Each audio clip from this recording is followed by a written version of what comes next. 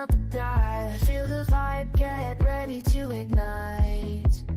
Untold stories in the airways, flying through the night. Experience voices, tales so bold. Streaming live, the truth unfolds. Untold Radio Network, where secrets come alive. New episodes daily, the mysteries thrive. Great guests, super chat, so I remember right. Share and subscribe. Join the side where truth can't hide. Aliens in the alley, UFOs in the sky. Cryptids lurking, oh my, oh my. Ghosts in the hallway, whispering your name. The paranormal, the unexplained. Become a VIP, get the inside scoop. Unlock the mysteries, be part of the group. Live streaming stories, they're talking to you. Super chats buzzing, join the crew.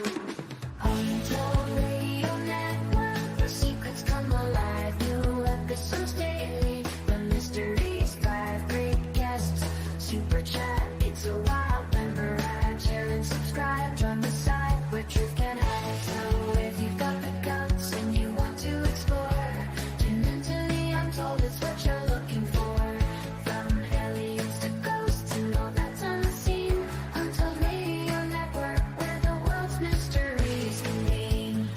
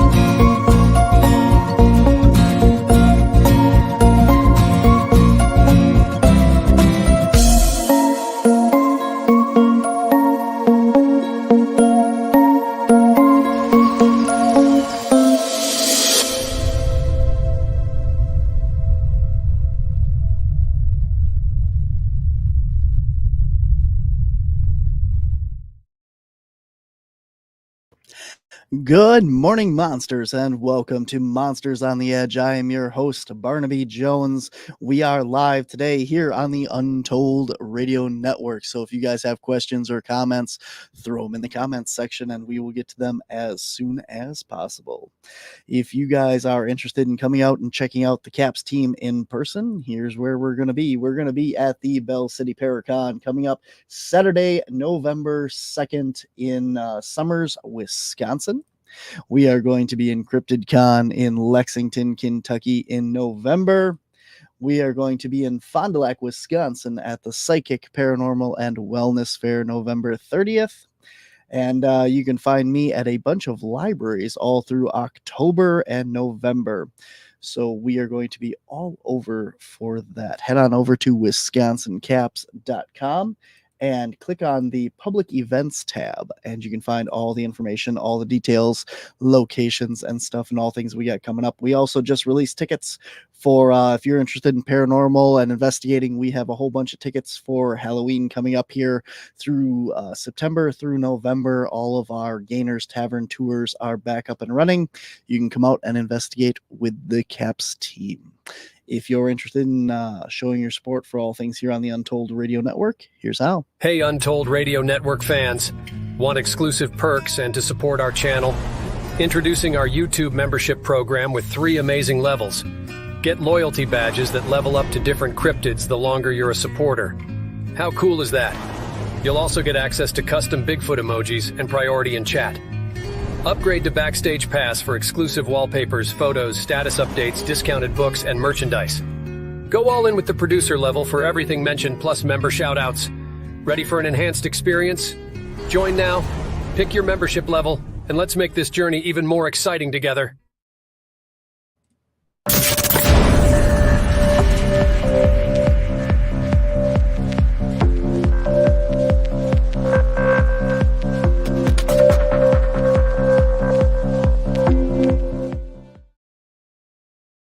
All right, guys, my guest here today is Eric Spinner. He is the owner of Health Haven 2 in Medford, New Jersey, a town that borders on the Pine Barrens. He is a certified nutritional consultant and a Shiatsu practitioner. Eric has attended the 2008 Northwest Pennsylvania expedition and the 2009 Sunshine Coast British Columbia expedition, the 2016-2020 New York expeditions, 2021-2022 Pennsylvania expeditions. He has also organized the 2023 Pennsylvania East expedition. Eric has been an investigator for the BFRO since 2009 and has been organizing New Jersey expeditions since 2014. He also has numerous solo excursions into the New Jersey Pine Barrens and Pennsylvania, and he has done investigations in Missouri and Florida. He is most recently involved in the production of the New Jersey Sasquatch episode of Finding Bigfoot and was one of the witnesses featured during the town hall meeting. Eric is the co-founder of the NASBRO and host of Squatch Talks Podcast. And now he is here today to share all things New Jersey and Pine Barrens and Bigfoot with you. Please welcome to the show, Eric Spinner. Welcome to the show, man. Hey, thanks for having me, Barnaby. Oh, it's my pleasure, man. So how are you doing this morning? You are in your store? I am in headquarters. We call it NASBRO headquarters, but it's also by day I'm a health food store owner and nutritional consultant, and by night I'm a Bigfoot researcher. So yeah, we're here, and I've my assistant Tracy helping me out today, so hopefully we can get through this without too many interruptions. But we're live, so yeah, not a problem. I think I should update my bio though. I mean, there's a few things we could probably omit. The most recent is Finding Bigfoot, and that's been off for kind of a old. few years. Haven't done anything since then. All right. Yeah, no, that's cool. So since you're in your store, tell us a little bit about it. What do you got there? And do you have an online store for people who might be interested as well? I'm just a independent health food store. I've been here in Medford 32 years. My mother started the business actually in another town 42 years ago. She's now retired, but we're still, keeping her tradition alive. We have natural food, supplements, health and beauty aids, as well as a line of technology products that help improve our lives, like air purification and water alkalization type, products. We've got a wide assortment of things, and I try to set myself apart by having those things that you're not going to typically find in your big box store or chain store. I do not have an online presence, which is kind of stupid. I probably should, but I'm just not that savvy, so. That's all right. Nothing wrong with that. Just makes people have to come out and check you out there.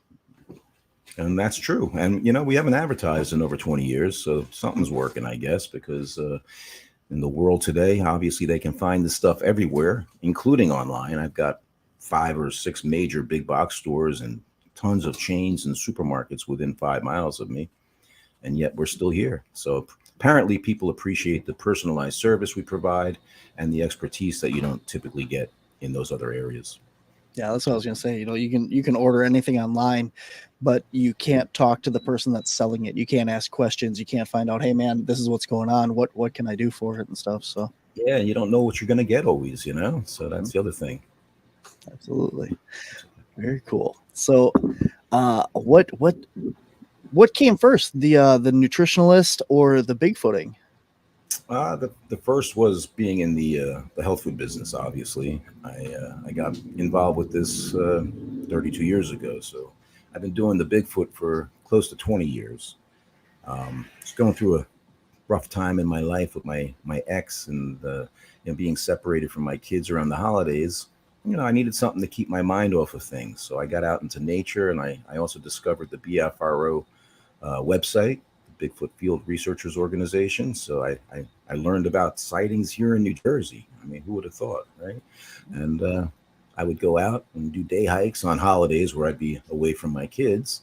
And that's really what did it for me. And then not long after that, I attended my first expedition in the PNW, the Pennsylvania Northwest, as we call it. And I had my first experience, with one coming up to my tent in the early morning hours. And that really was terrifying. So, yeah. Wow. So what was the Bigfoot, the reason why, were you interested in Bigfoot? That's why you started going out into the woods, or was it just something to do? And how did the transition between going in the woods and the specifically Bigfoot stuff happen?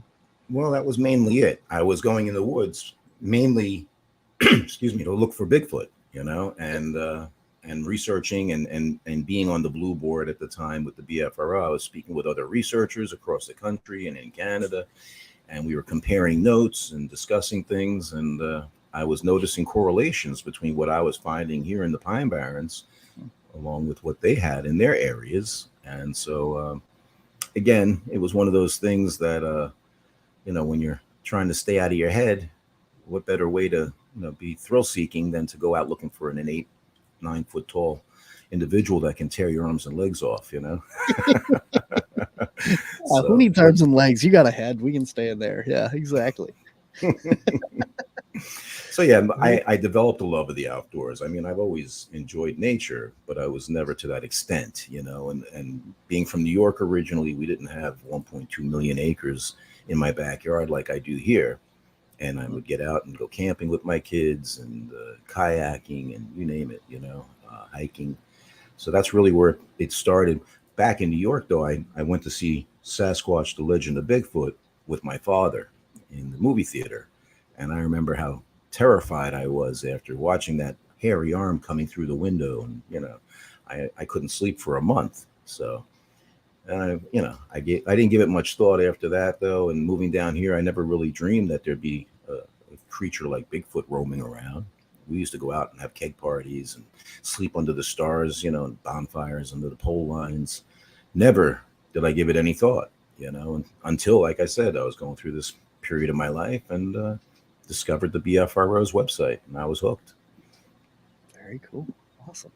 I have to ask a question of you, and I feel like I should know this, but I'm notorious for not watching a lot of movies. I just don't have time. Like, I'm out in the woods doing stuff or doing our own editing and stuff. But Legend of Sasquatch, is that the same as Boggy Creek, or is that a completely different movie?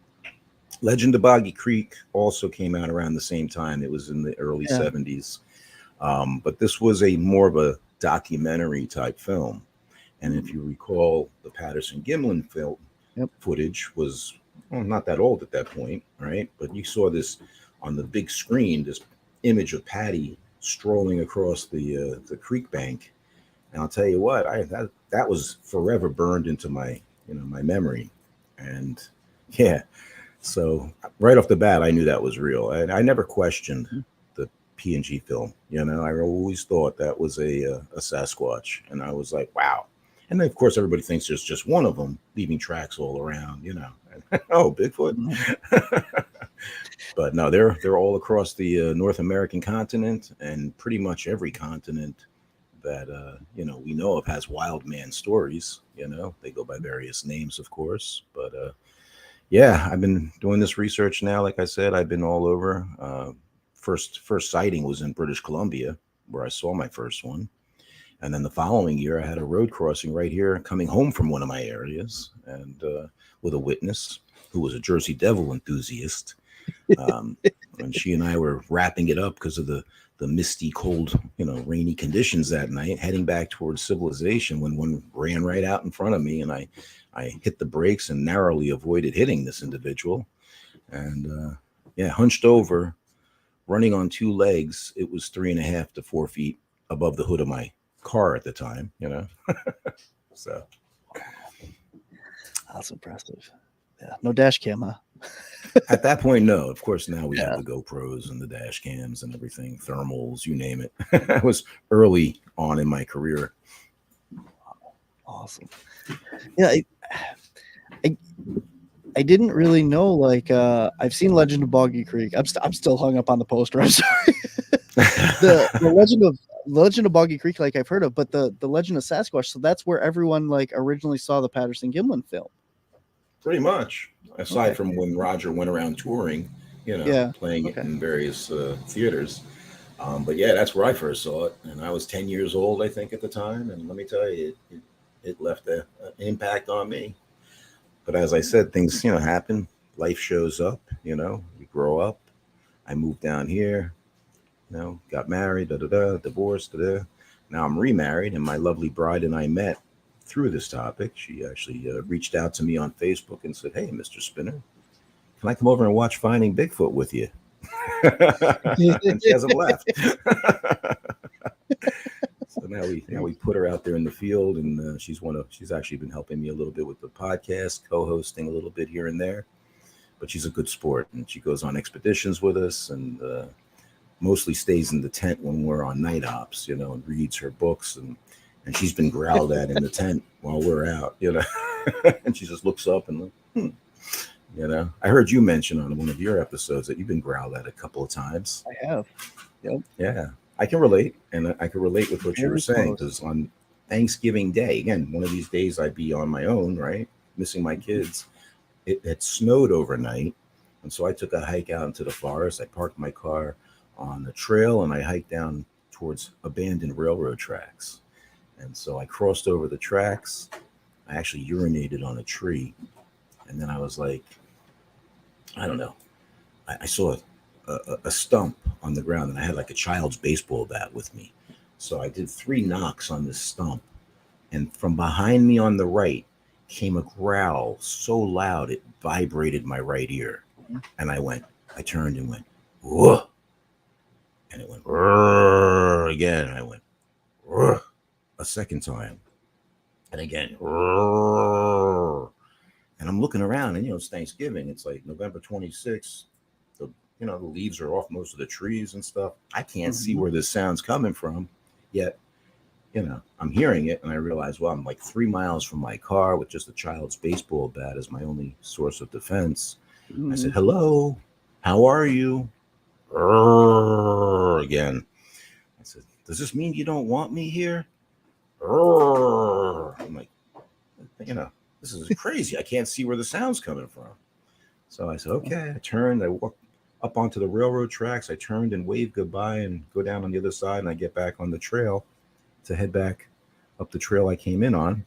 And then I had to make a right, and there's like a choke point where the bushes are real tight on either side, and it's going through a swampy area. I'm thinking this is where it's going to reach in and grab me, But I got through there. A little further up, I see a game trail on my right, and it's going into a big grove of mountain laurel. And I said, "Oh, they love mountain laurels," I said. So I made a right. I went down the trail. I come out onto this clearing, and there's a line of tracks in the snow, tightrope fashion, just about 12 inches in length, nothing huge. And they led across the clearing to another start of a game trail, and there was an arch. There was an X formation and a tree broken off about 5.5 feet off the ground, about 5 inches in diameter. I said, "Oh, this looks like a good place to put my trail camera." So I put out some apples I had brought and a can of Alpo dog food, and I set up my camera, and I hiked back out and left in my car. So just one of my encounter stories, I guess you could say. Yeah, we had the 2 times that I could say that I've probably been growled at by one of these things. We were up on a power line cut, and we had just come out of the woods, and we're all standing in this power line cut looking down on a marsh, and this just deep guttural rumbling growl comes out of that woods where we had just come out of. And we stood there for a couple minutes, like, well, what do we do? And finally I'm like, well, screw it. I got a thermal. I'm going to go look for it. So I went back and I kind of scanned through the woods where we had just come out of, and I didn't find nothing. Yeah. And then the other one was up in Upper Michigan on a private property. We were out hiking at night, and we came to this little corner to turn back to the back part of the property where we think that they usually hang out. And again, this deep guttural growl. And I pulled out my thermal right away that time, and nothing there. So, and Amazing, right? it's pretty thin woods right up where we were there. Like the first encounter was thicker woods and stuff, and we gave it plenty of time to get away. On purpose or not, I don't know. But yeah, the second time, within like 30 seconds, I had the thermal out and looking, and nothing there. So I don't know. But I mean, think how far that sound could travel too. He could have been true, but feet away. to feel it, to literally feel it vibrate my ear like that, you know what I mean? And it was like, and it was behind me. So, but yeah, that happened to us up in New York State. We're in southern New York State. My brother from another mother, Brian Spinner, and I.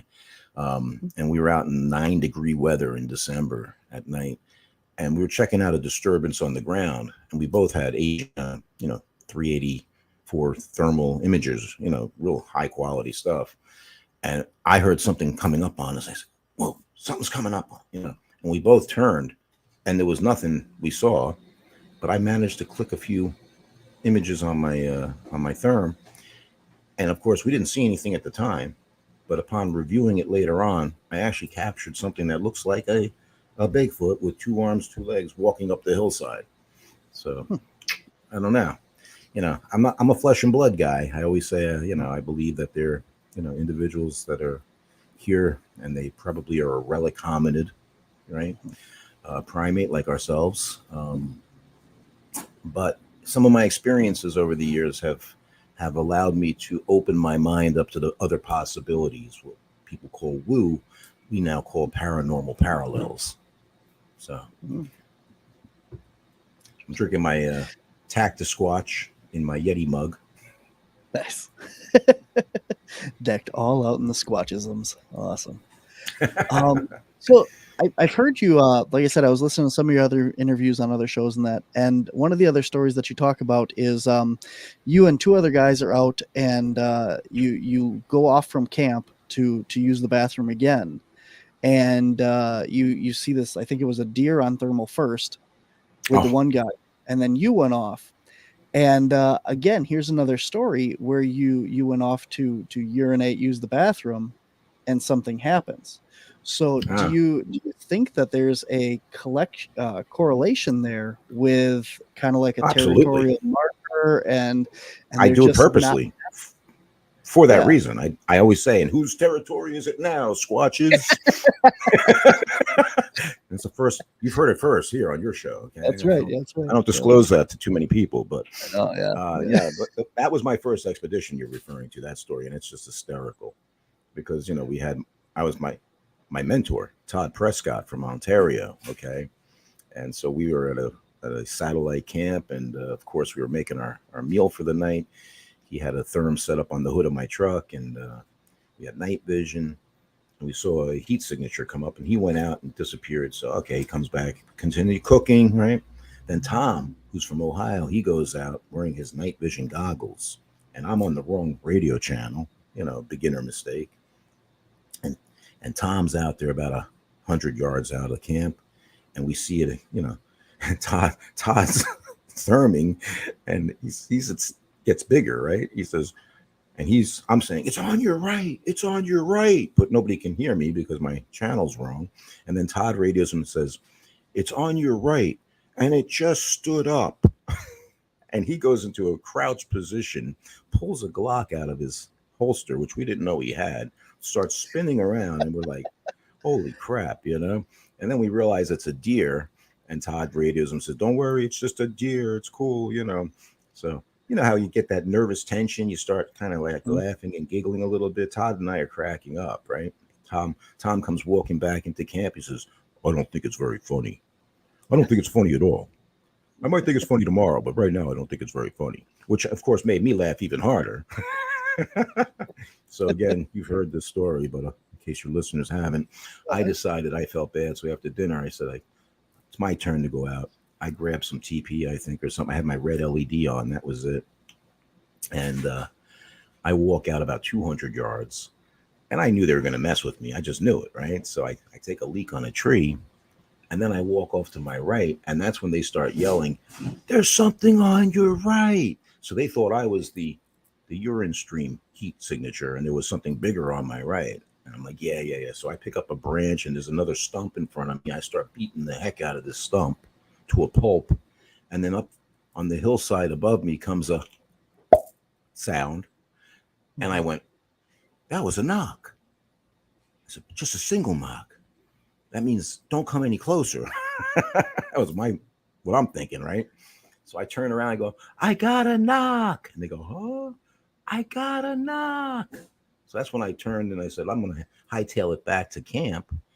And I get back to camp and I told them I got a knock, and they were skeptical, but I had a digital recorder stuck in my top pocket. I pulled it out, rewound it, played it for them. They're like, yeah, you got a knock.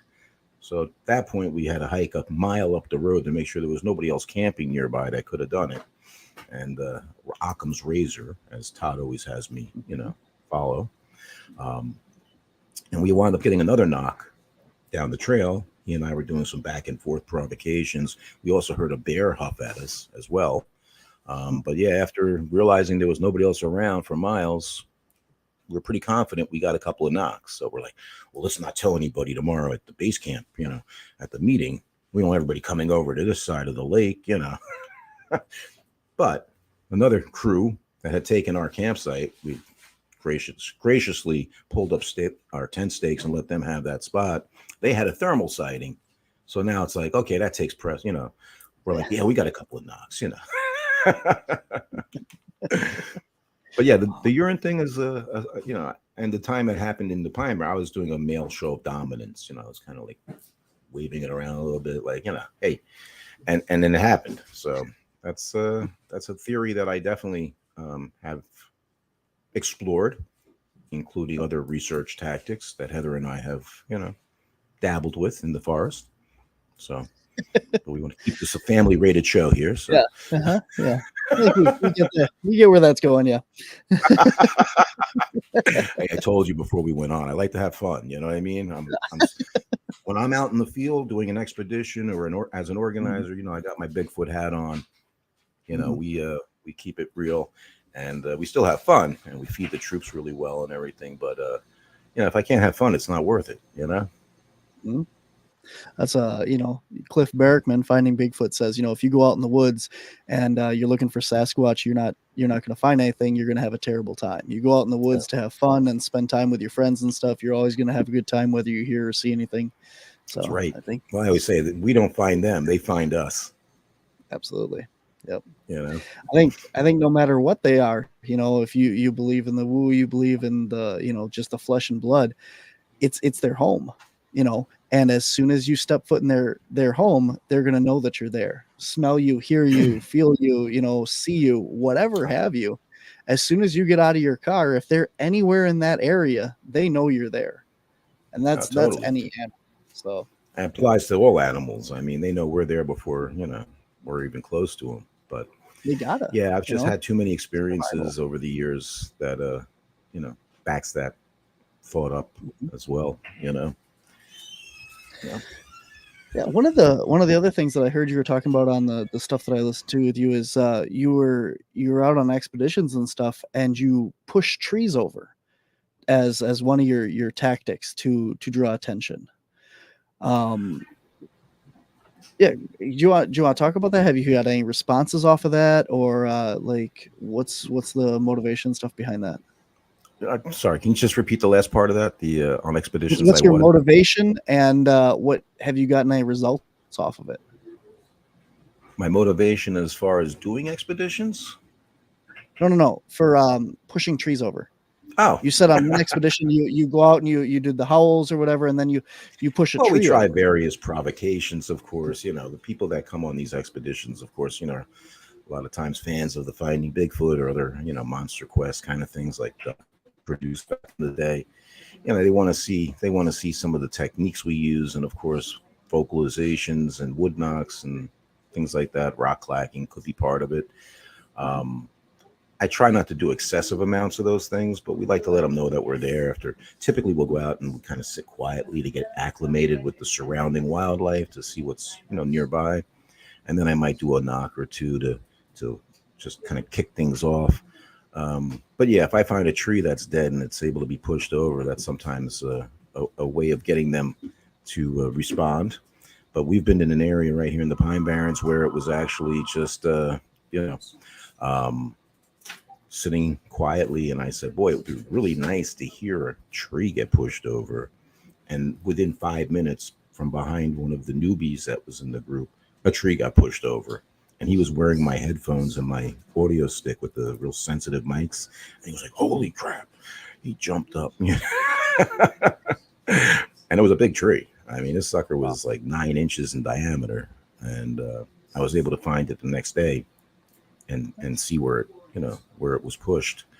And again, it could have fallen. Again, my friend Todd always says, how do we know it was pushed, Eric? It could have just fallen. So I always say it was pushed over.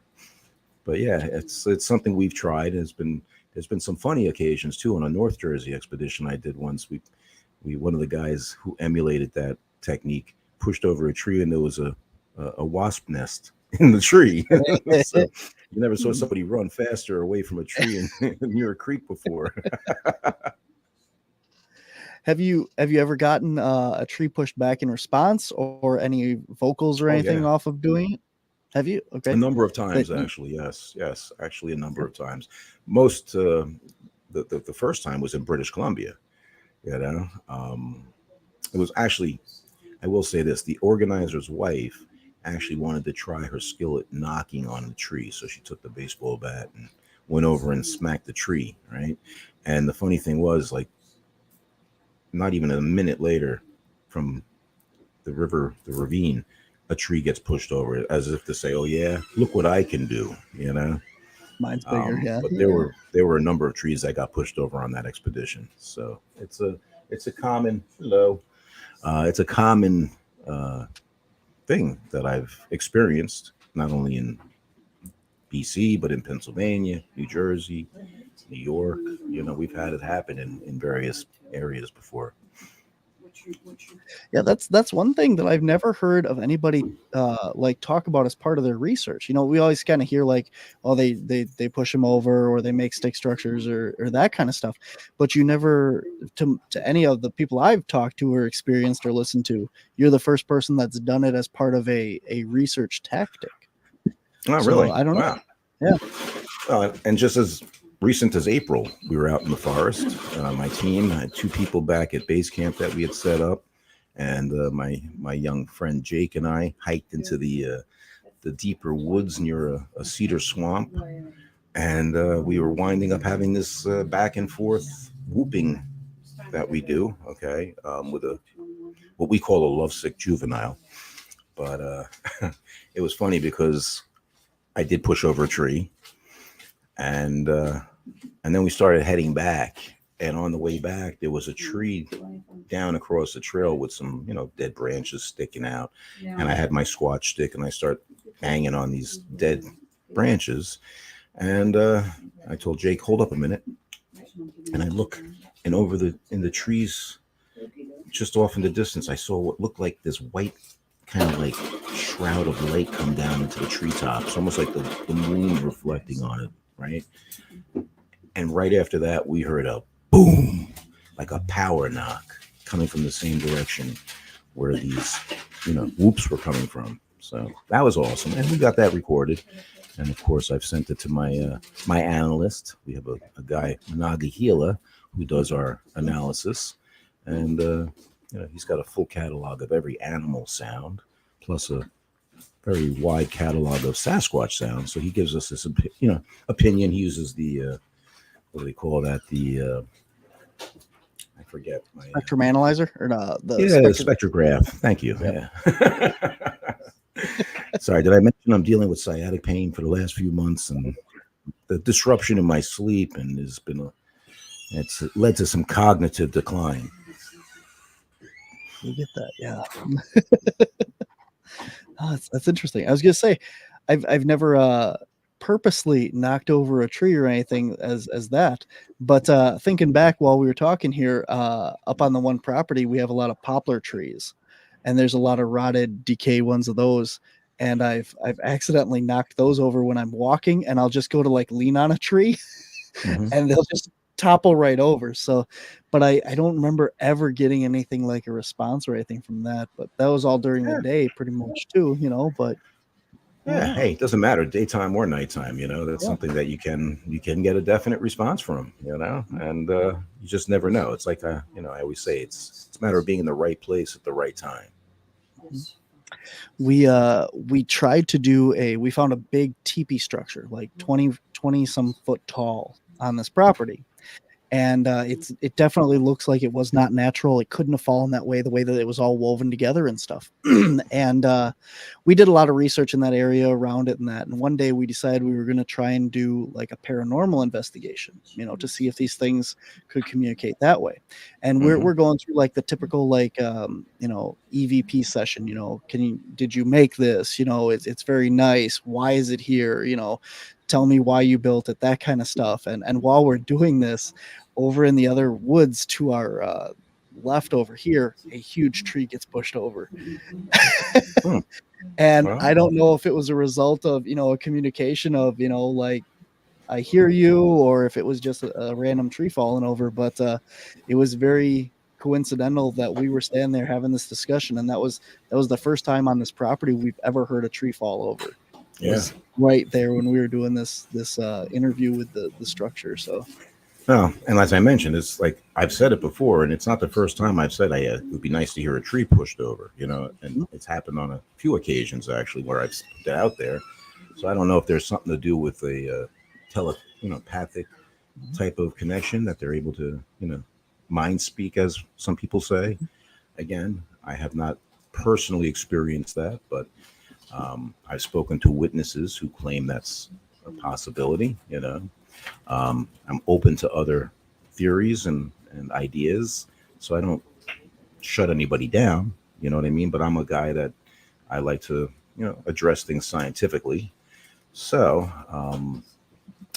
as I mentioned, though, in the past few years especially, there's been some strange occurrences that have opened up my mind to them being potentially a little bit more, I don't know what the right word is. I don't want to say intradimensional, but having abilities maybe that we don't yet utilize, you know what I mean? As far as our mind's abilities.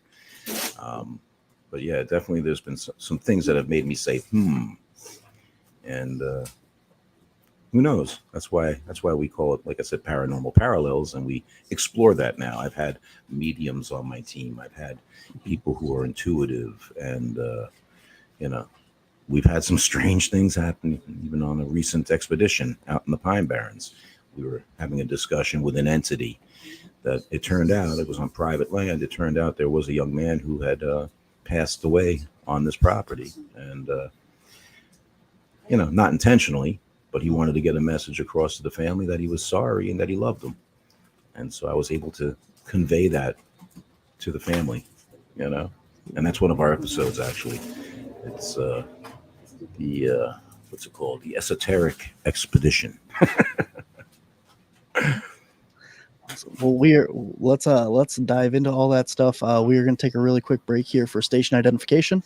If anybody has any questions for Eric about New Jersey, Pennsylvania, British Columbia, anywhere that he's been, any kind of Bigfoot stuff, put them in the comments, and we'll get to them right after this.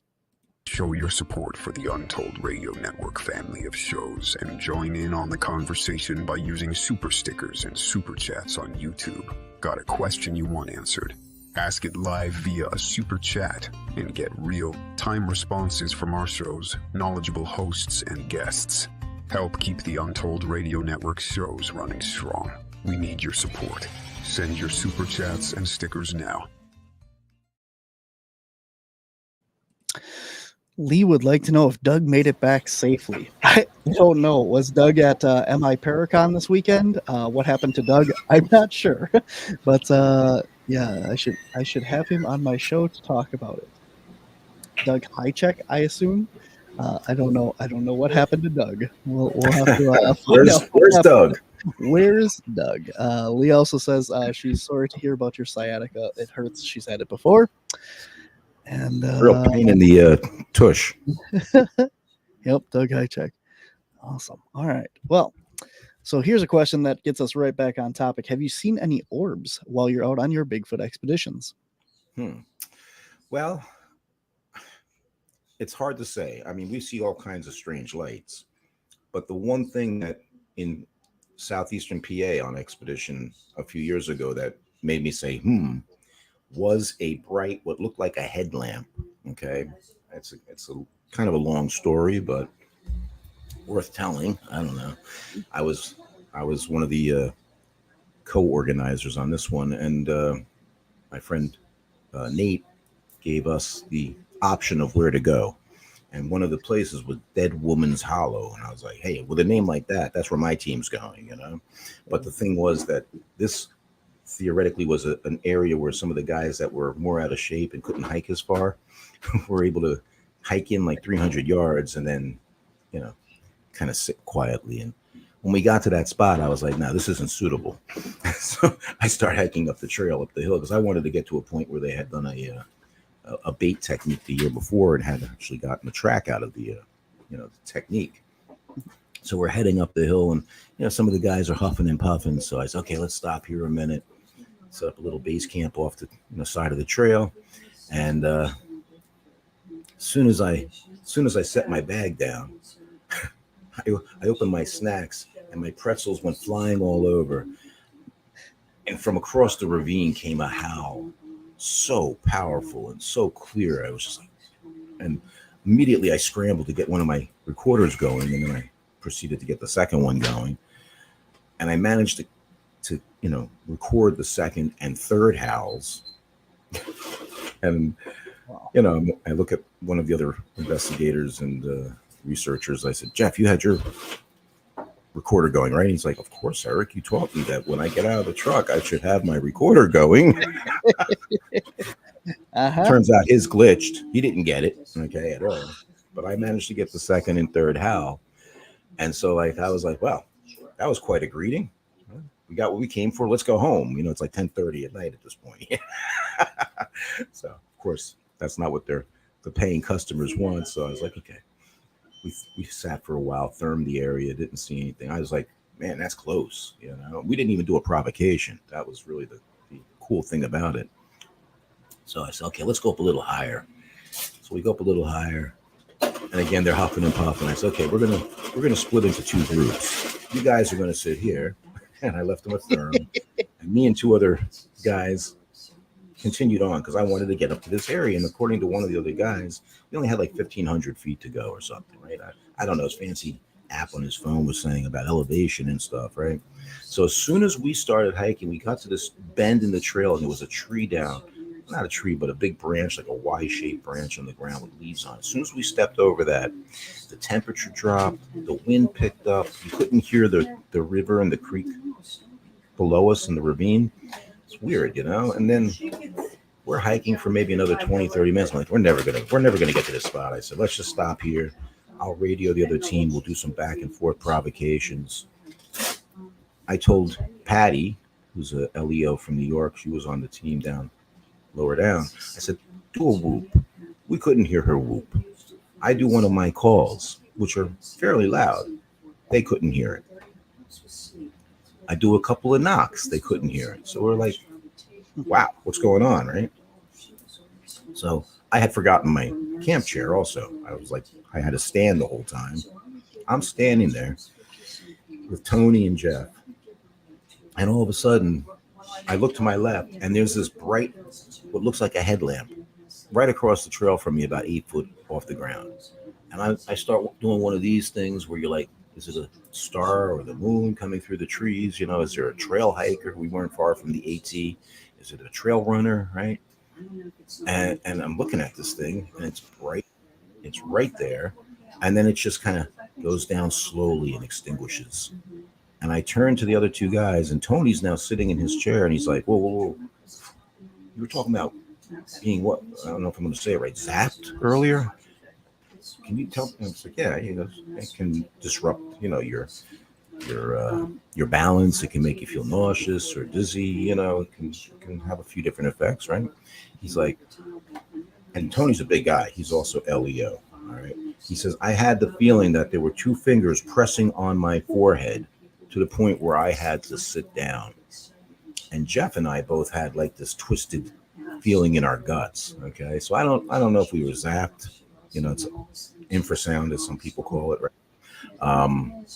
But I'll tell you that headlamp thing, I don't consider it an orb. Some people might, but it really changed my outlook on things. That was a real turning point for me. And you heard me mention Jake earlier. He's one of my prodigies. He's now an investigator with the organization as well, and actually doing a follow-up on a witness report in a couple of days.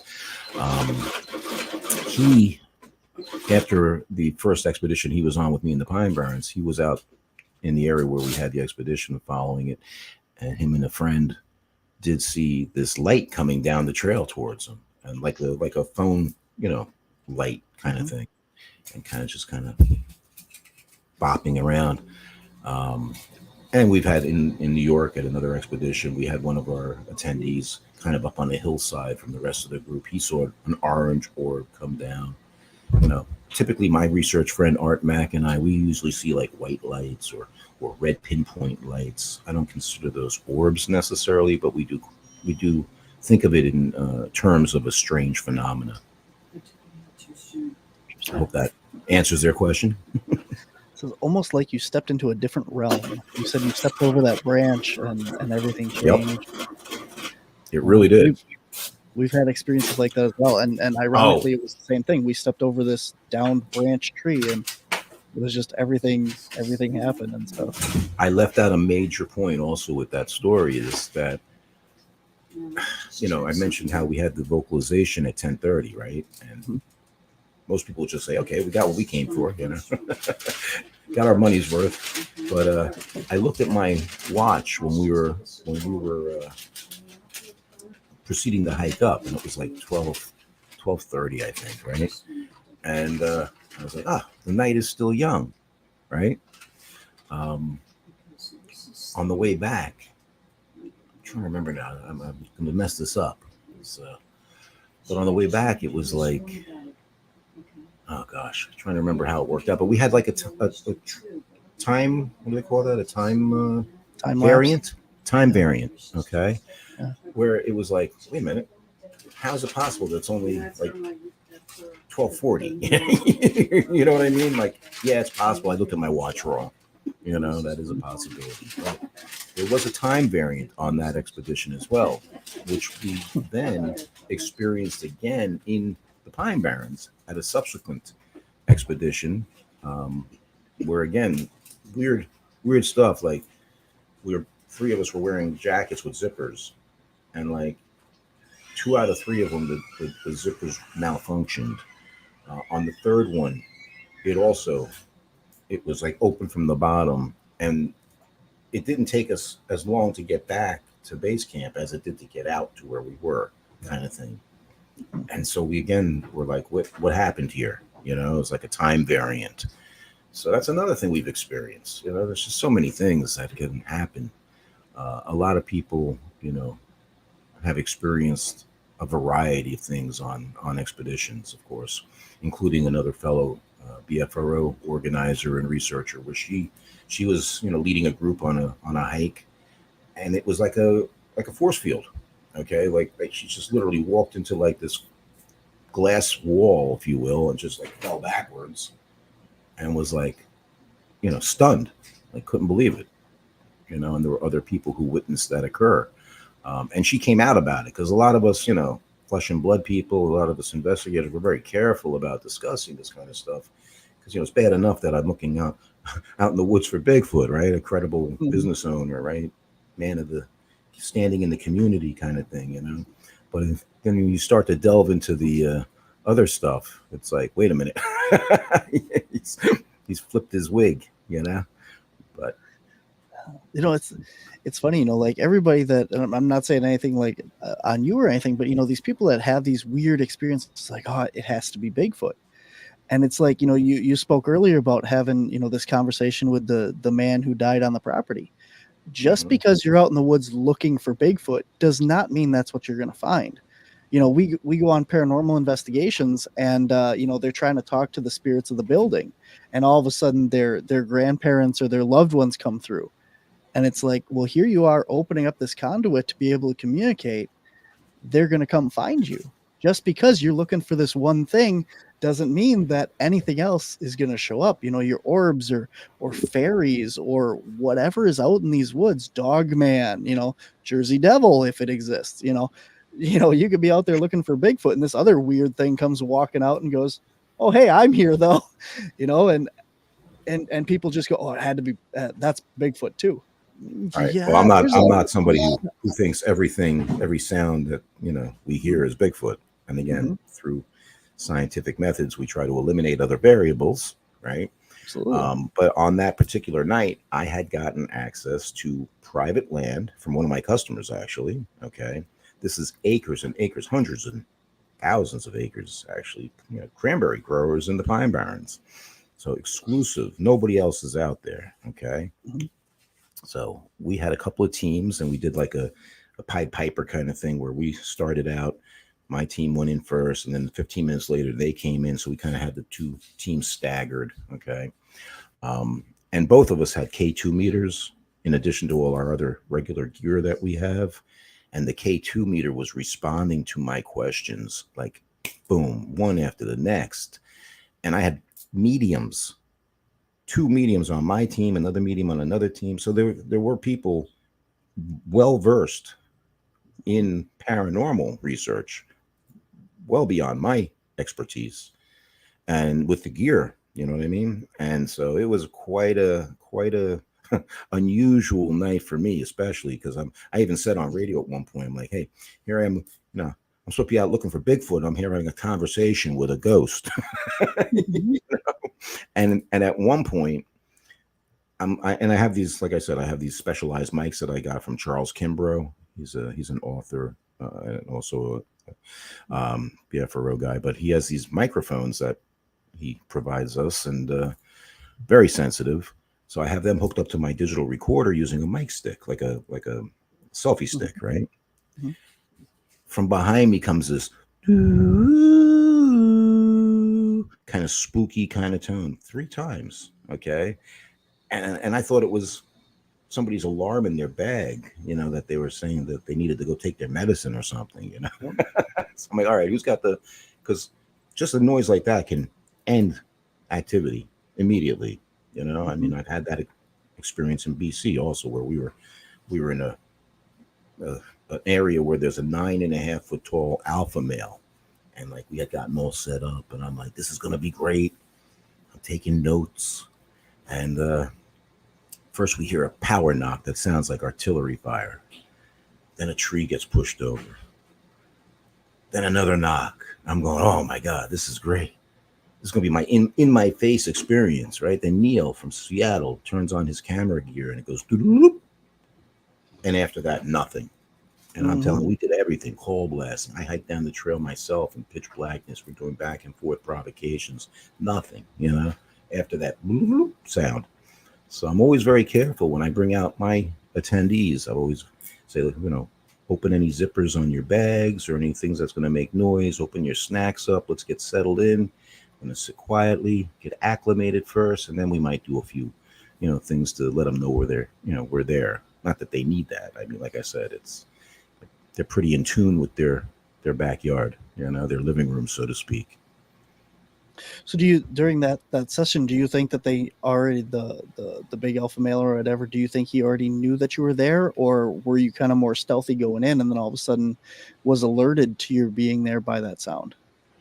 We were absolutely stealthy. I have to say, we got there before darkness. We were there early, got all our stuff set up. Like, you know, Rob, my friend that organized that, he was the one who drilled that into my head kind of thing. And so I can't say for sure, but again, they know their area. So I'm sure they heard our vehicles coming in at some point, you know, and as stealthy as we think we are, it's really useless. I remember being on my first expedition that I organized up in North Jersey. And I think it was my cell phone. I made a noise, and Matt Moneymaker, the founder, was out with us that night. And he's like, real stealthy spinner. I'm like, yeah. It says the guy whose phone was blowing up a little while ago. But But we recorded some pretty cool howls that night as well. He did a series of calls, and we got some response howls that were amazing, which I recorded. And I said to him, "Can I respond?" He goes, "No." Hey, it's my expedition. Okay, Chief. Charles says, "Thanks for the mention." Charles, you're the man. Hanging out with us today. I always plug Charles Kimbrough audio. You kidding me? I wouldn't have half the audio we have without that. Awesome. The Foot Clan. Bigfoot, not the foot from Shredder. That's where I was going with that. Where are they during the day, though? They're diurnal. I mean, they're not just out at night. Mm-hmm. Like I said, my daytime one when I got growled at was at 10:30 in the morning. Okay. I've spoken to numerous witnesses who have seen them during the daylight hours. They're more, I think, active after dark because we humans are less out in the forest at that time. Most people don't go night hiking. Let's face it. Okay. Even hunters, they go into the early morning hours to get to their tree stand or whatever before the sun comes up. But that's still, not a everyday occurrence. I don't know. I mean, they're out there during the day, and it doesn't take much land for them to stay concealed. I have to say, I'm in New Jersey, the most densely populated state in the country, right? At least one of, and within 15 miles, I'm out in the Pine Barrens. But my sighting, my road crossing, happened in civilization. Okay, this sucker was tearing out of a community where it was probably being an opportunist, taking food left out for either wild animals or for people's pets. And it tore down this chain link lined trail right in front of my vehicle. I'm doing 50 miles an hour. And then it never stopped. It just kind of looked at like shoot, like I messed up, and it continued across the street, which actually went through a yard of one of my customers. and she borders a high tension pole line. Okay. Which it's like a Squatch highway. Other animals use it, of course, too. But along this power line, it zigzags through South Jersey. There's been at least 2 or 3 other encounters, and now they're actually published on the BFRO's website. I just got a third one published last month, May or June, I forget. Time gets away from me, but yeah, they are out there during the day. It's just you could be hiking, and I've tested this theory myself. I've been out at like Hawk Mountain hiking in the woods and down the trails, and one day I was exploring a mountain laurel grove, and I found sticks interwoven in the bottom of these mountain laurels. Okay. And it was right. An underground spring came up to the surface there as well. I thought, wow, these must be juveniles mimicking their parents. Right. And I heard other hikers coming up the trail. So I just kind of, concealed myself there, and you could see where I was from the trail. They hiked right past me without even noticing me. Okay. Of course, after they got a little further up there, I went, whoop. I had to do it, and but again, it's like, I don't know, they go down on their bellies too. I had a call from another guy from Missouri once who I had gone out then and followed up with him. He was surrounded by 3, a 10-foot tall black alpha male with 2 juvies around 7 feet tall, auburn colored hair, and they flanked him on either side. He called me. He said, "Hey, tell my wife where I'm at. If anything happens to me, I'm like, don't worry. It's okay, Scott. Don't smile at him." I said, "Just back out slowly, So I talked him through it. He got out to where he could hear a car coming down the road where his Jeep was parked. And when the vehicle sound, they heard it, they actually went flat on their bellies. And that's when he turned and booked it to his Jeep and tore out of there. So, they can conceal themselves very easily. And I know I've hiked past them during the day because I've done so many daytime hikes myself solo. I don't like to do it at night. I prefer to have somebody with me at night, especially when I can run faster than, But Yeah. So I know that they they're the masters. What do they call them? The world champion, hide and seek champion, whatever, right? Absolutely. I definitely think, like everyone's like, well, we can't find footprints, they just disappear, they stop and stuff, but a lot of people don't take into consideration the amount of time that they spend on all fours or, down, the spread out style and stuff like that. And Oh, they don't sure. look for handprints or knuckles, and any of that stuff. And I think that's where we're missing a lot of that information of what happened.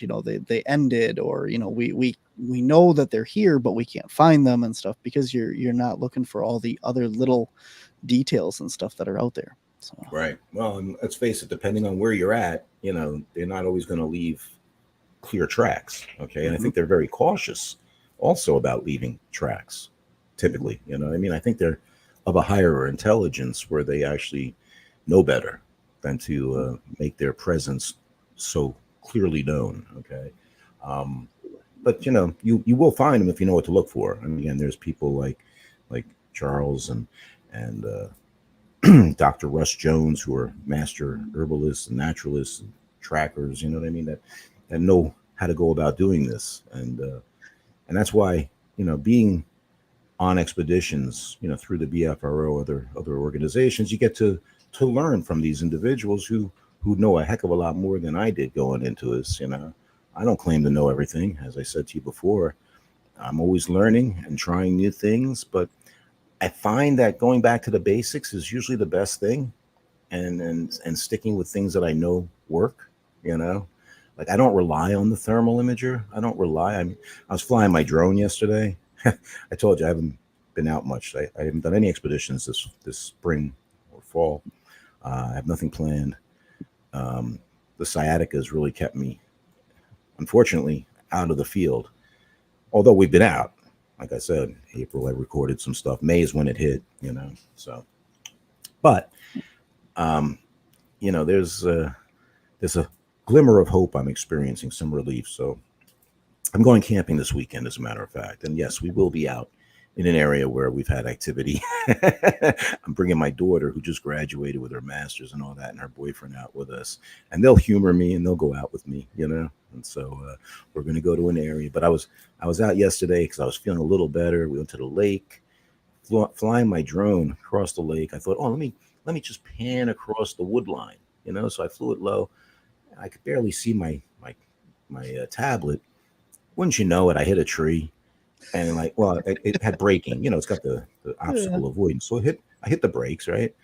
And so I'll just go up. No, I went up into the tree and it crashed across the lake. Fortunately for me, there was another young family there, and they had a couple of kayaks. And I told the guy, "How are you finding drones?" So I was going to go around and drive in and then bushwhack into the edge of the lake. And he says, "Hey, let's take the kayaks across if you think you know where it is." So we went across, and he went to one. Yeah, I went right to it. Found it submerged under the water. So unfortunately, the file from yesterday is corrupted. I can't play the actual image, but hopefully it'll dry out. And again, it's not something I rely on, but it allows us to look off trail. Like, again, in New Jersey, we got chiggers and ticks that are terrible. I call them tiggers and chicks, but they're miserable. So I permethrin up my clothes and my gear so that we can avoid that. But the drone allows me to look into the forest, and it would then allow us to see if there's a nesting structure or something that would indicate where they're hunkering down or bedding down. And I take the reports that come in and I try to see where the center of all that is. So maybe that could be a spot to do further research, So yeah, we're just doing all kinds of stuff and having a lot of fun doing it and trying different techniques. But I do find that, again, sticking to the basics is always the best, Awesome. Well, we are coming up on the end of the show. It's been absolutely amazing having you on here. If anybody has any last minute questions, get them in the comments section, and we will get them in before we head out here. One thing I wanted to ask you before we go here is, when you talk about going out on these expeditions, can you kind of I know every single expedition is different and it depends on what happens and stuff, But what does a typical expedition look like? Do you hike out to a location and sit there? Do you hike all night? Do you camp?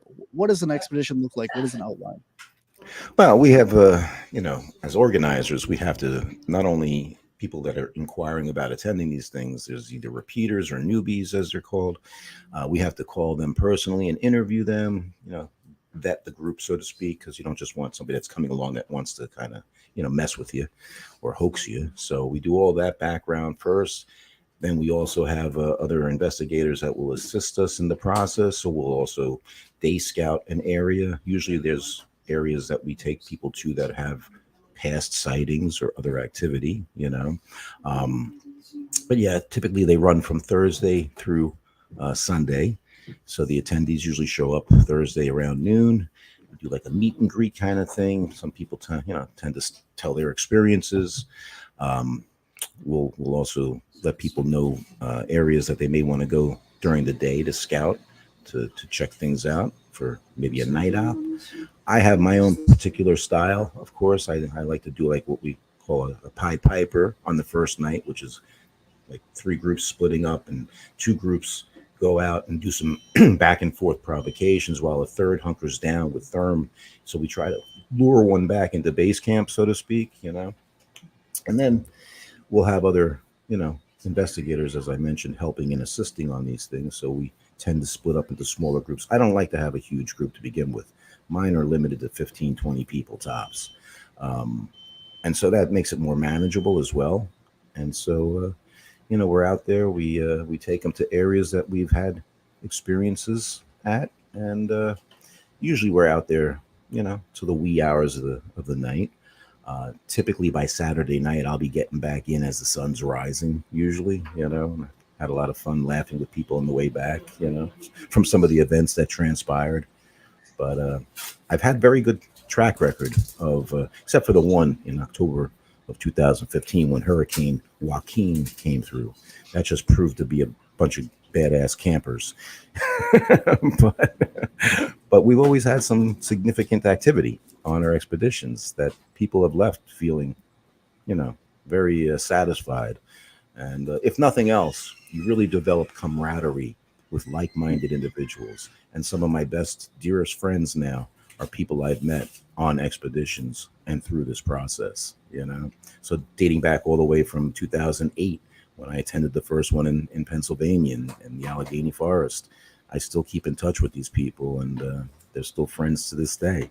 So that's one of the, the greatest gifts that I've gotten from this is I have people I now consider family, and they've got my back, I've got their back, and we get out there and we have a great time, and it's wonderful. If you haven't tried it, give it a shot. I knew, or I'm sure you knew this question was coming. Lee here, our last question. What do you think of the Jersey Devil? Real, mistaken identity? Well, I always piss people off in New Jersey when I give my opinion on this, but I definitely think that the Jersey Devil, which of course is pictured on that map behind me, is folklore that's been perpetuated by people having encounters with Sasquatch in the forest. Okay. And if you think about it, if they see a thing with red glowing eyes, 8 feet tall, with its arms flailing like this and the hair is hanging down, could look like wings, right? Screaming at them at night.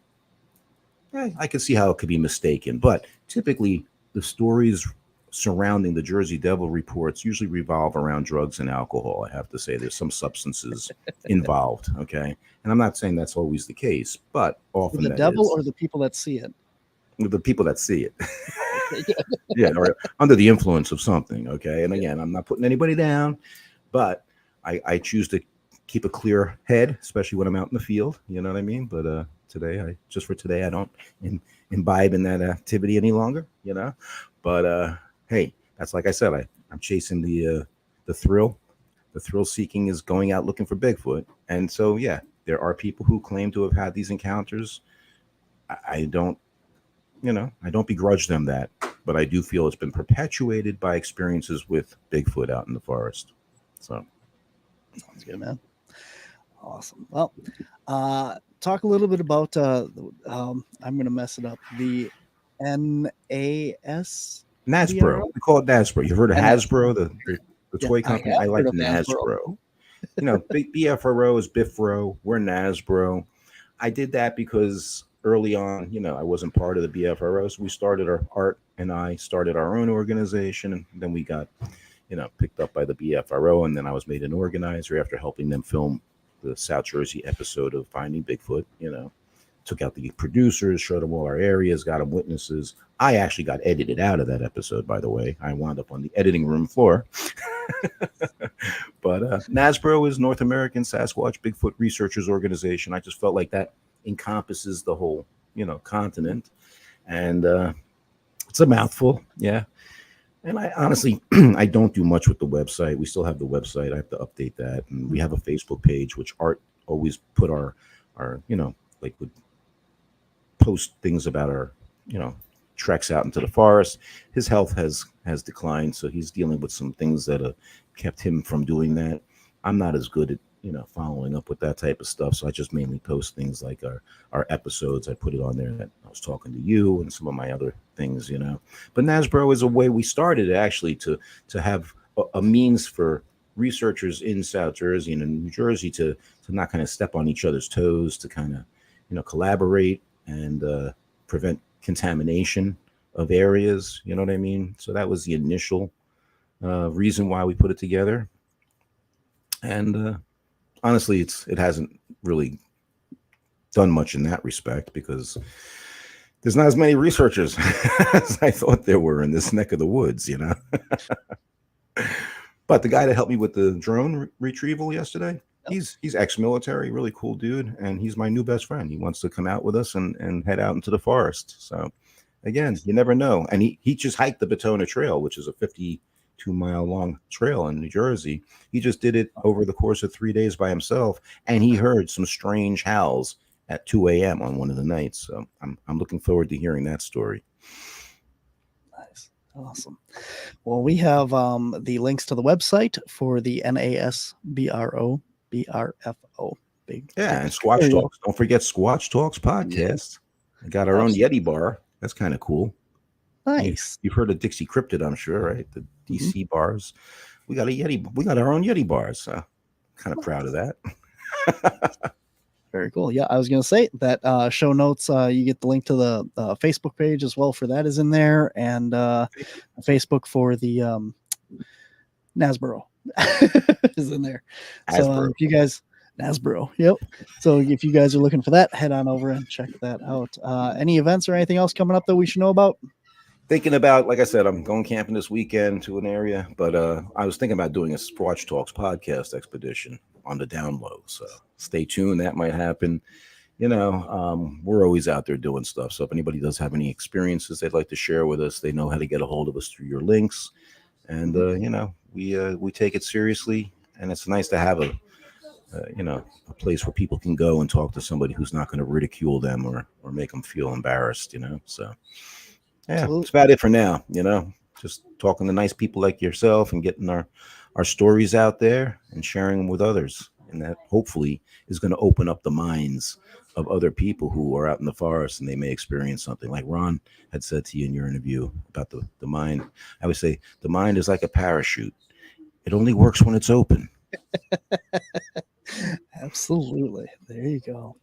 Well, thank you so much for coming on. I really appreciate it. And I look forward to hearing more and stuff from you. And hopefully we have you back because I know you got a lot more stories and a lot more research and a lot more history there, man. So thanks for having me on. And hey, for your fans, thanks for squatching.